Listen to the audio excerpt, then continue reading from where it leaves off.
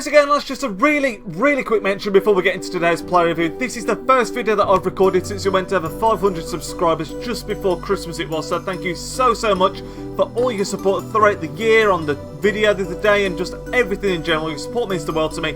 Thank you so much. Hopefully we can continue to grow. I hope you all had a fantastic Christmas, and without any further ado, let's get into today's player review, lads.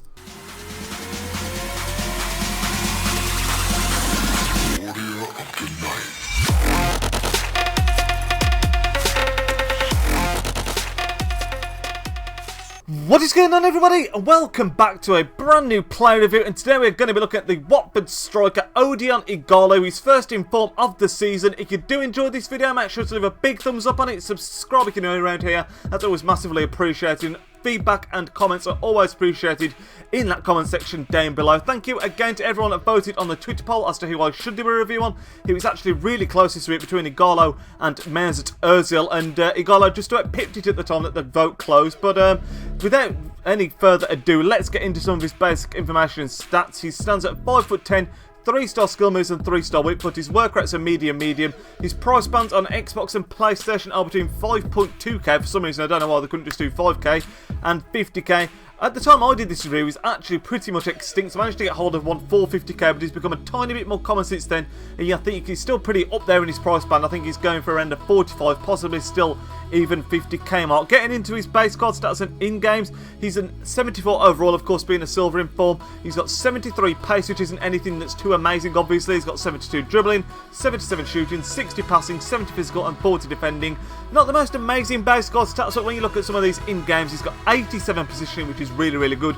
81 jumping, 80 finishing, 79 shot power, and 78 acceleration. He's also got the finesse shot trait, as well as the tries to beat the defensive line trait as well. Looking at the team that I used him in, I tried him in a 4-3-3 because I thought he's one of those players that you want to be in and around the box as much as possible. You can see we've also got Silver player Antonio in there, as well as like inform Morris that I'm really liking. But you can see in the 5 games that he played, we actually got a pretty decent return out to him. 7 goals and 2 assists, which is not too shabby by any stretch of the imagination. As we get into the game clips now, I'll start to talk to you a bit more about his strengths and weaknesses. And his strengths are that he's an absolutely awesome box player. As long as he's in that box, he can score all kinds of goals, whether it be headers, tap-ins. He's got good shot power, good finesse, so he's really got a nice range of ways to score, if you like, when he's inside that box. His positioning as well, obviously his positioning is 87, which is by far his high stat, and you can really feel that because his movement, as well as his just where he finds himself in the box, is really nice.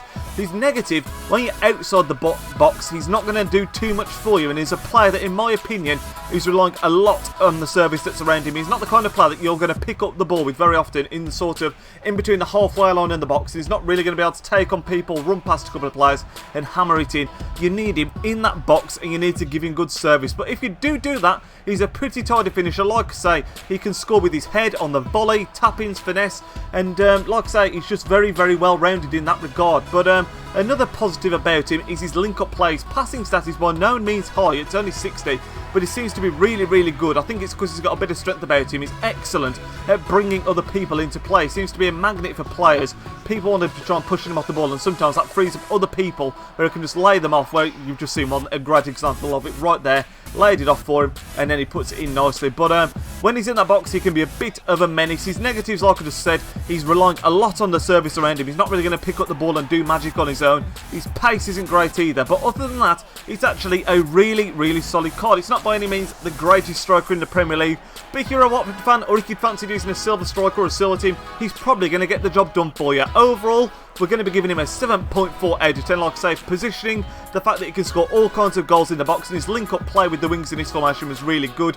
But like I say, I've mentioned it again, he relies a lot on service. He needs that ball on the plate. That finish was a great one, by the way, on the volley. Just shows when you can get the ball into him, he is capable of putting it away. And also, his pace isn't great. He's got pretty decent acceleration. That's 78 or 79, I believe it was. But his sprint speed isn't all that, so he does get caught up quite easily. But that is going to bring the end of the player review. Like I said, 7.4 out of 10. If you did enjoy, smash the thumbs up, subscribe if you're new around here. Love to hear from you in the comments down below, and I'll speak to you all in Monday's video, lads. Nidge out.